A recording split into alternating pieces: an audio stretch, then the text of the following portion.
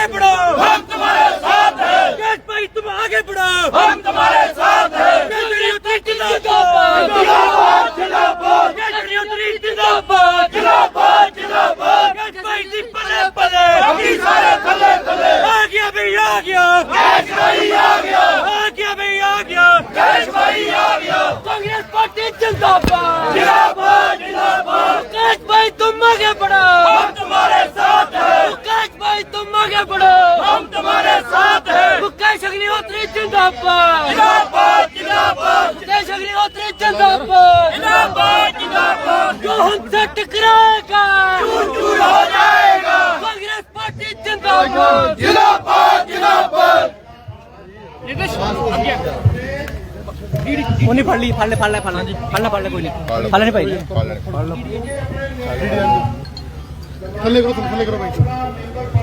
Sir Bhajpa का आरोप है कि लोकसभा का चुनाव लड़ना कांग्रेस की मजबूरी है, क्या कहेंगे सर?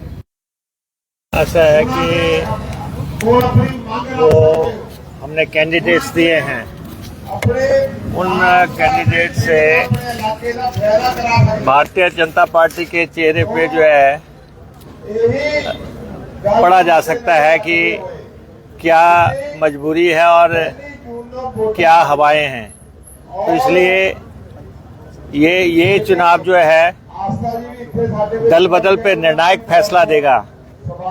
ये चुनाव दल बदल पे निर्णायक फैसला देगा और हिमाचल की जनता ऐसा सबक सिखाएगी कि भविष्य में कोई दल बदल के बारे में सोच ना सके। जिस जनता ने जिस चुनाव चिन्ह पे वोट दिया है, मेरे पीछे इतने लोग खड़े हैं, इन सब ने मुकेश अग्निहोत्री को हाथ के निशान पे शिमला भेजा है। मुकेश भाई तुम आगे बढ़ो, हम तुम्हारे साथ हैं। और यही जनता फैसला कर सकती है कि मुझे कहाँ पे रहना है। जिन लोगों ने अपनी मर्जी से जो है दल छोड़े हैं, चिन्ह बदले हैं, उसके ऊपर ये निर्णायक फैसला देगा। हिमाचल की जनता से हमारी आग्रह रहेगा, अपील रहेगा कि ऐसा जनादेश दे ताकि हिमाचल प्रदेश के आसपास के सूबों में भी दल बदल पे लगाम लग जाए। हम तुम्हारे साथ हैं। बाकी सारे थले थले। कांग्रेस पार्टी जिंदाबाद, जिंदाबाद जिंदाबाद मुकेश अग्निहोत्री जिंदाबाद, जिंदाबाद जिंदाबाद।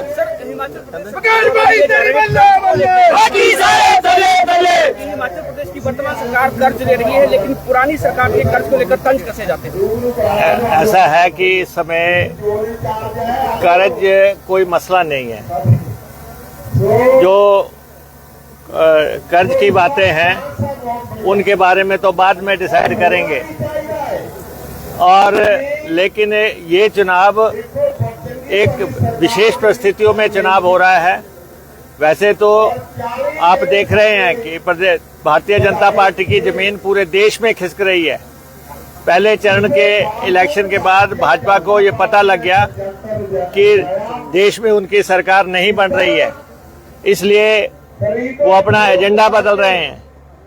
लेकिन हिमाचल प्रदेश में हम लोकसभा भी जीतेंगे, हम विधानसभा भी जीतेंगे।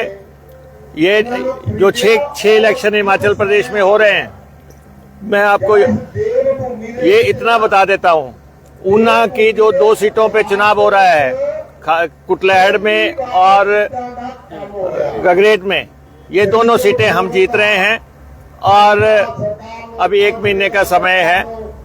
मैं कांग्रेस कार्यकर्ताओं से आह्वान करना चाहता हूं कि पूरे गिले शिकवे भुला के कांग्रेस कैंडिडेट्स के लिए काम करें।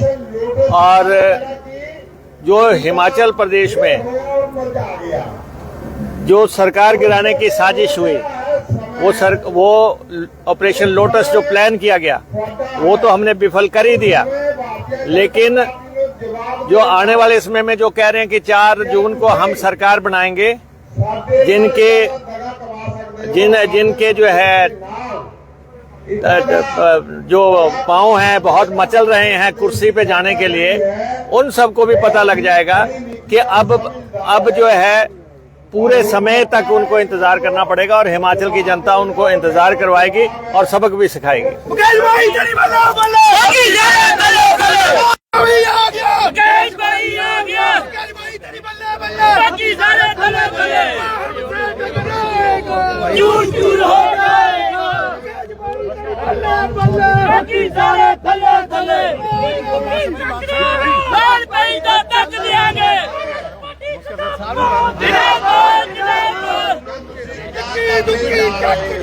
लाल भाई तो तक देंगे आ गया भाई आ गया भाई आ गया बाकी सारे थल्ले थल्ले भाई तेरी बल्ले बल्ले बाकी सारे थल्ले थल्ले ਦੁਖਦਾਈ ਘਟਨਾ ਹੋਈ ਇਹਨਾਂ ਦੇ ਇਸ ਪਰਿਵਾਰ ਦੇ ਨਾਲ ਤੁਹਾਡੇ ਸਾਰਿਆਂ ਦੇ ਨਾਲ ਮੈਡਮ ਸਿੱਧੀ ਜੀ ਸਾਨੂੰ ਛੱਡ ਕੇ ਚਲੇ ਗਏ ਉਸ ਦੇ ਬਾਵਜੂਦ ਵੀ ਇਸ ਪਰਿਵਾਰ ਦਾ ਸ਼੍ਰੀ ਮੁਕੇਸ਼ ਅਗਨੀਹੋਤਰੀ ਜੀ ਦਾ ਹਰ ਵਕਤ ਕਾਂਗਰਸ ਪਾਰਟੀ ਦੇ ਪ੍ਰਤੀ ਸਰਕਾਰ ਦੇ ਪ੍ਰਤੀ ਜਿਹੜੀ ਇਹਨਾਂ ਦੀ ਵਫਾਦਾਰੀ ਹੈ ਉਹ ਤੁਸੀਂ ਸਾਰੇ ਜਾਣਦੇ ਹੀ ਹੈ ਇਤਨੇ ਵਿਅਸਤਾ ਦੇ ਬਾਵਜੂਦ ਕਿਉਂਕਿ ਕੰਮਕਾਰ ਦਾ ਸਮਾਂ ਹੈ ਫਸਲਾਂ ਦਾ ਸਮਾਂ ਹੈ ਇਤਨੀ ਵਿਅਸਤਾ ਦੇ ਬਾਵਜੂਦ ਵੀ ਤੁਸੀਂ ਸਾਰੇ ਇੱਥੇ ਆਏ ਹੋ ਤੁਹਾਡਾ ਸਾਰਿਆਂ ਦਾ ਬਹੁਤ ਬਹੁਤ धन्यवाद भी है बहुत बहुत शुक्रिया और बनूर जीतेंगे।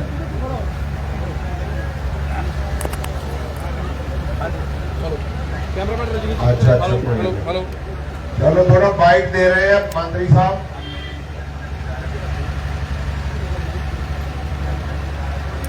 हेलो हेलो हेलो हेलो अच्छा आ रही है आवाज?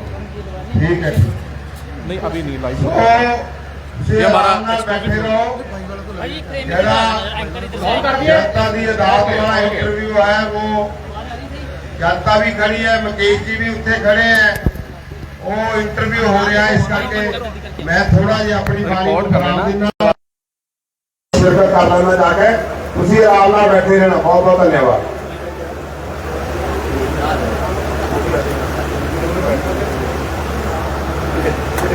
यहाँ पे सबकी सारे को आवाज़ होगी यहाँ पर हिंदी करा के रहते सारे की आवाज़ से हम एक ही बात कहते ही रहना सारे एक ही तो आदमी होंगे वो भी फ्री हो सकते हो। हेलो हेलो हेलो भाई कैसे hello hello hello hello hello hello hello hello अस्सलाम वालेकुम। हेलो 1 2 3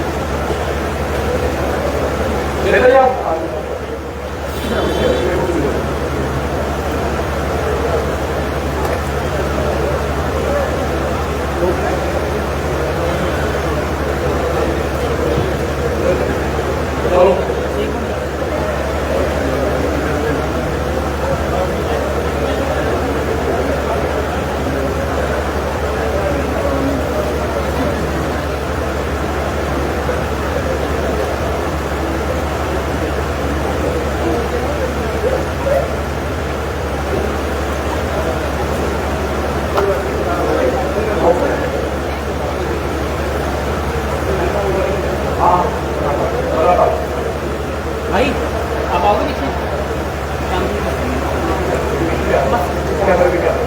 कैमरे में आ गए ना। नमस्कार। हाँ जी 3 2 रोड। स्वागत आपका दैनिक सवेरा टीवी के खास प्रोग्राम जनता की अदालत में। आज इस राज्य में हम खड़े हैं वहाँ की राजनीति की एक वेब सीरीज लेकर हम रही। इस वेब सीरीज का सीजन 1 एक सप्ताह के बाद खत्म हो चुका और सीजन 2 का इंतजार है। हम इस समय हिमाचल प्रदेश में खड़े हैं और हिमाचल प्रदेश का जनता की अदालत में अपनी पहली इस प्रदेश के दिग्गज नेता और प्रदेश के पहले डिप्टी सीएम मुकेश अग्निहोत्री जी करेंगे। अग्निहोत्री जी स्वागत आपका दैनिक सवेरा टीवी की अदालत में। आप अपनी तैयारी करेंगे और जनता सुनाई करेगी। आपका पत्रकारिता में भी आज इस तरह की आज राजनीति मध्य प्रदेश में है। अगर वो शुरुआत की तो आप कोई हेडलाइन लिखते आज की परिस्थितियों पर तो वो क्या होता? देखिए, जो मौजूदा चुनाव होने जा रहा है ये दल बदल के खिलाफ एक निर्णायक जंग हो रही है। 9 लोगों को हाथ के निशान पे चुन के भेजा गया शिमला विधानसभा में। जनता ने भेजा, जैसे कि मुझे मेरी जनता ने इस निशान पे शिमला भेजा। मैं इनसे बिना पूछे, बिना विश्वास में लिए कोई फैसला नहीं कर सकता, क्योंकि जनादेश इस जनता ने दिया है। लेकिन जिन लोगों ने जनादेश के खिलाफ जाके और दल बदल किया है, तो इस चुनाव में स्थितियां पूरी तरह साफ हो जाएंगी और स्थितियां नज़र भी आ रही हैं। जो इस समय 9 में से 6 इलेक्शन हो रहे हैं, 6 के 6 हम कैप्चर करेंगे, 6 के 6 हम कैप्चर करने जा रहे हैं। और ख़ास तौर पे ऊना की 2 सीटें जो हैं, उसका तो मैं अभी से आपको नतीजा बता देता हूं कि ये सीटें कांग्रेस पार्टी जीतेगी। ऊना का सवाल है कि ऊना के 2 लोगों ने पार्टी से विश्वासघात किया और ख़ास तौर पे हमीरपुर पार्लियामेंट्री सीट जो है, ये पीछे जो भूकंप आया, राजनीतिक भूकंप जिसको कहते हैं, अर्थक्वेक आया, उसका एपी सेंटर जो है हमीरपुर पार्लियामेंट्री सीट था और उसमें 6 लोगों ने पार्टी के खिलाफ जाके राज्यसभा में वोट दी। और उन कुल मिला के जो प्रदेश में 9 लोगों ने पार्टी के खिलाफ वोट दी है, अब उनको जनता की अदालत फेस करनी है। एमएलए एक बार बनना बड़ा मुश्किल होता है। मैं 5 दफ़ा एमएलए बना हूँ लगातार 25 साल से। मैं आज भी जो ये जनता है इनसे डरता हूँ, क्योंकि एमएलए आपको जनता ने बनाया। आप जनता से हटके चुनाव में उतरे हैं और अभी आपको पता लग गया कि ऐसा नहीं था कि आपने शिमला में बैठे फैसला कर दिया कि हमने पार्टी बदल दी। जनता जनार्दन सबसे सर्वोच्च है और आज एक वोट को मोहताज हो गए हैं जो जिन लोगों ने दल बदल किया है। इस देश में दल बदल को लेकर बड़े कानून बने। कभी ये हुआ कि 2/3 से के बगैर नहीं होगा, कभी ये हुआ कि दूसरी पार्टी में नहीं जा सकते, लेकिन चोर दरवाजे बने हुए हैं। लेकिन हिमाचल प्रदेश एक देवभूमि है, एक वीर भूमि है। इसमें ये बिल्कुल निश्चित तौर पे क्रिस्टल क्लियर फैसला आएगा कि हिमाचल तो क्या, आसपास के पड़ोस में भी कोई सीटों पे लोग दल बदल नहीं करेंगे। का इंतजार कर रहे हैं, क्योंकि सिर्फ प्रदेश के लोग नहीं, सारे देश के जो भी राजनीतिक लोग हैं वो यही देख रहे हैं कि हिमाचल प्रदेश में राजनीति को होगा क्या। जयराम ठाकुर कहते हैं कि राजनीति को प्रधानमंत्री मोदी एक बार फिर रिपीट हो रहे हैं, यहाँ पर वो मुख्यमंत्री बन रहे हैं। तो है ही है, क्या आपने अब सारी स्थिति कांग्रेस पार्टी ने ठीक कर ली है? आप कह रहे हैं कि एक सीटें जीतेंगे नहीं, उनकी भी कुछ तैयारी होगी जिन्होंने पहले एक्चुअली तैयारी थी यहाँ पर। नहीं, तैयारी का तो पता आपको लग जाएगा 4 जून को। तो ज़्यादा दूरी थोड़ा नहीं है, 1 महीने की दूरी है। खास तौर पे जो पहली दफ़ा एमएलए बने, जिन्होंने अपना पहला कदम ही राजनीति में रखा था और विधानसभा की चौखट लांघे थे, उनको तो शुद्ध तौर पे समझ आ जाएगा कि राजनीति चीज क्या है। राजनीति वोट एक बार हासिल करना, क्रेडिबिलिटी कायम करना, जनता में विश्वास पैदा करना। आज अपनी कॉन्स्टिट्यूएंसी में मैं राजनीति नहीं कर रहा हूं, ये मेरा परिवार हो चुका है। ये मेरे लोग जो हैं, ये मेरे साथ, इनका रिश्ता कोई राजनीतिक नहीं रहा है। ये मेरे परिवार का हिस्सा हो गया है। और ख़ास तौर पे मेरी पत्नी के निधन के बाद तो राजनीति एक क्लोज्ड चैप्टर हो गई। अब इस कॉन्स्टिट्यूएंसी में कोई राजनीति नहीं, ना मैं किसी के साथ करता हूं, ना मुझे किसी से राजनीति करनी है। कांग्रेस, बीजेपी, कम्युनिस्ट, बसपा, आप बाप जो भी हैं, जितने भी लोग हैं, मेरे लिए ये मेरा परिवार है, मेरे लिए ये मेरा परिवार है। मुझे इनके लिए काम करना है। तो इसलिए जब मेरे जैसा आदमी, जिसको कि 25 साल से इन्होंने एमएलए बनाया हुआ है, और हम नहीं सोच सकते ऐसे कि किसी और पार्टी में चले जाएं, तो जिन्होंने अभी 4 दिन पहले जुम्मा अपने चुनाव जीता, आपको लगने लग पड़ा कि हम पता नहीं कितने बड़े नेता बन गए। राजनीति जो है ना, हलीमी सिखाती है, गर्दन नीचे रखना सिखाती है। बहुत लोग हैं जो सुबह ही मुझे भी गाली देके चले जाते हैं, लेकिन मेरा सारा दिन ध्यान होता है कि उसने मुझे गाली दी तो मुझे उसको मनाना कैसे है। वो मेरा आदमी था, मुझे कैसे कह के चला गया, मैं जा रहा हूं, मैं नहीं रहूंगा साथ में। तो ये रिश्तों की बात है। राजनीति की शुरुआत के बाद एक रिश्ता होता है। तो जिन लोगों को लोगों ने भेजा, उनको अब इतनी गर्मी में वोटें मांगने जा रहे हैं, 14-15 महीने के बाद वोटें मांगने जा रहे हैं, और फिर तरह तरह के तर्क, कुतर्क, वितर्क दे रहे हैं कि जी हमने इसलिए छोड़ा, उसलिए छोड़ा। घर में आपके 3600 लड़ाई हो जाती है, तो आप क्या परिवार छोड़ के चले जाते हैं? अगर घर में आपके कोई कलह हो जाए, कोई कुछ हो जाए, तो क्या आप परिवार छोड़ के चले जाएंगे? शाम को ठीक हो जाएगा, दोपहर को ठीक हो जाएगा, कल सुबह तक ठीक हो जाएगा, लेकिन आप पार्टी छोड़ के चले गए। और हम उनमें तो जाना नहीं चाहते कि क्या डील हुई, क्या बात हुई, क्या नहीं हुई, उसमें तो हम जाना नहीं चाहते। लेकिन हमें ये मालूम है कि आपने लोगों का विश्वास तोड़ा है, लोगों के दिलों को तोड़ा है, और दिल को तोड़ना जो है उसको जो है जनता निश्चित तौर पे सजा देगी। आप इस मामले की बात कर रहे हैं, आप कह रहे हैं कि लड़ा तो राजनीति में, और आप पूरे प्रदेश के नेता हैं, बड़े नेता बोल रहे हैं, प्रदेश की राजनीति को लेकर के यही एक सवाल दोबारा, क्या लाल मुंह को हिमाचल की कांग्रेस सरकार सेफ है? जयराम ठाकुर जी बनने के सपना देख रहे हैं, वो सपना है या हकीकत हो सकती है?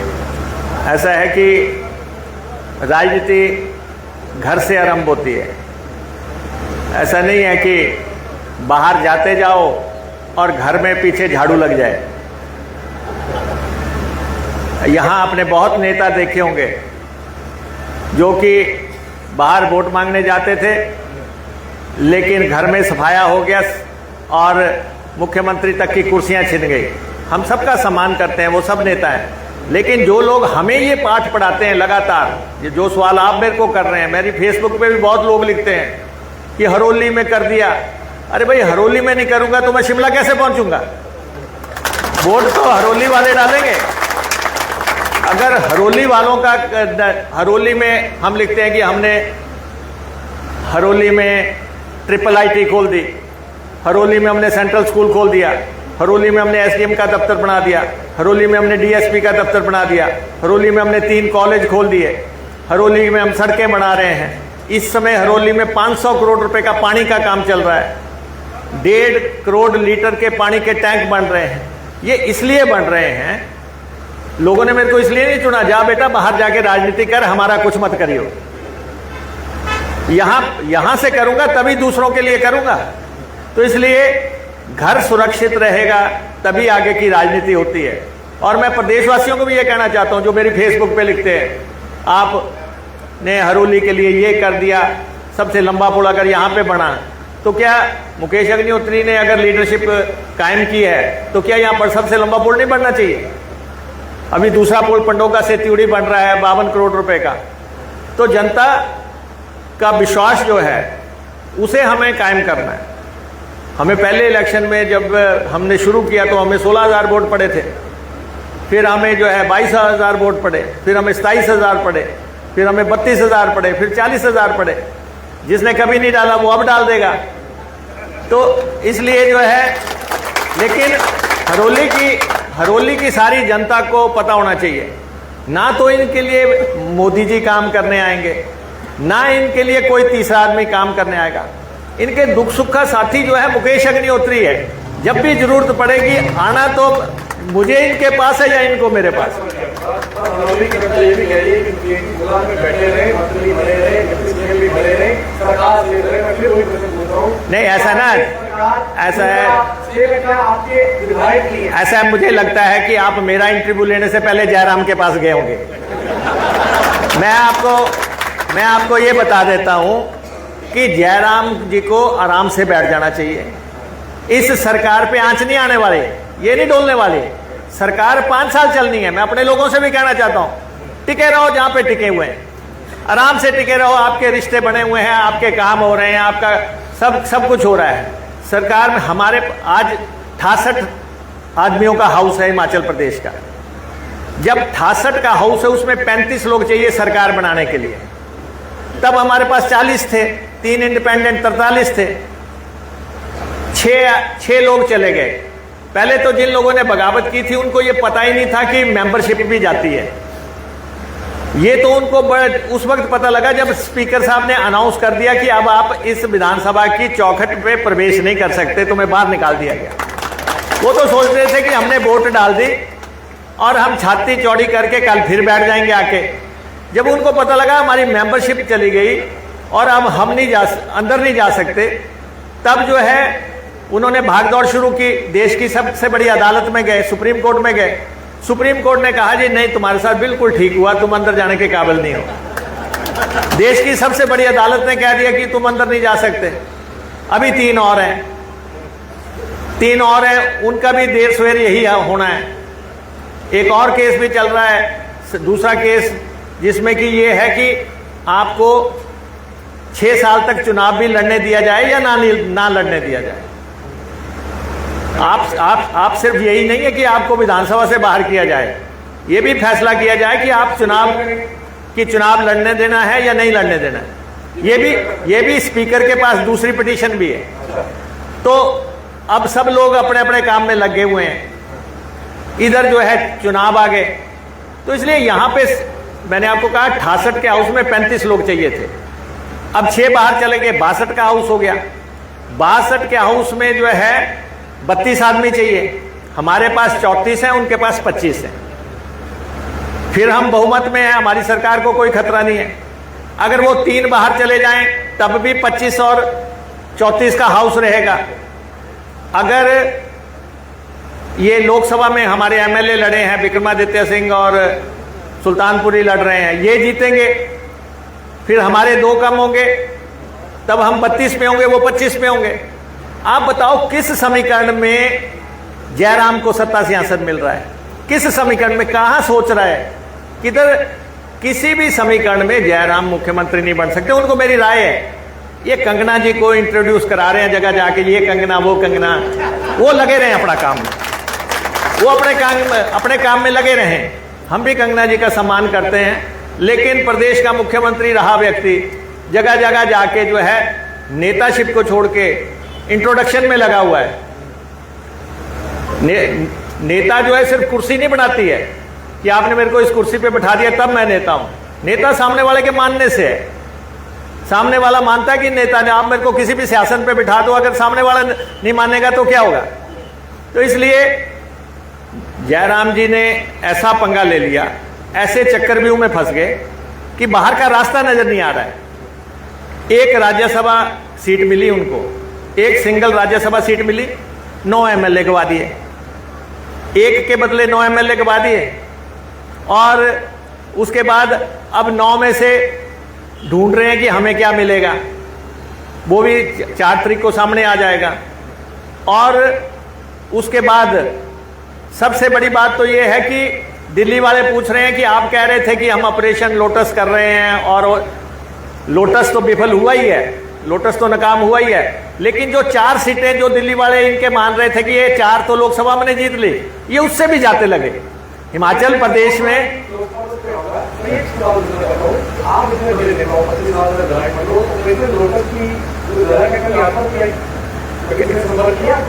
ऐसा है कि हम कौन सा कोई बाहर रहते हैं, जिन लोगों ने उनसे संपर्क किया होगा वो सारे सबसे संपर्क कर रहे होंगे। वो तो दुकान खुली हुई थी, एक दुकान चल रही थी। तो लेकिन सवाल ये है कि हर नेता अपना ईमान नहीं बेच सकता। आज अगर मैं अपने लोगों के सामने बैठा हुआ हूं, मेरे लोगों को ये फख्र है कि जब प्रदेश में सरकार टूट रही थी और मेरे घर में मातम चल रहा था, मैं उसके बावजूद भी कांग्रेस पार्टी को वोट डाल के आया हूं। अगर सरकार एक वोट से बची है तो मुकेश अग्निहोत्री ने उन परिस्थितियों में भी जाके अपने लोगों का सिर फकर से ऊपर रखा है कि हरोली वाले, जब तक इतिहास लिखा जाएगा तब तक ये लोग फकर से कहेंगे कि सरकार टूट रही थी, हमारा एमएलए गया था वोट डाल के आया।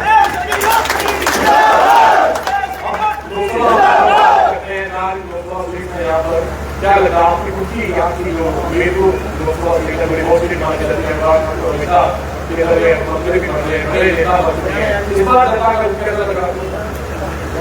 नहीं देखिए, ऐसा है कि पहले तो ये कहते थे कि पार्लियामेंट में कांग्रेस का कुछ भी नहीं है। अभी इलेक्शन को 1 महीना रहने लग पड़ा, तब आप कह रहे हैं कि मंडी का क्या होगा, शिमला का क्या होगा, कांगड़ा का क्या होगा।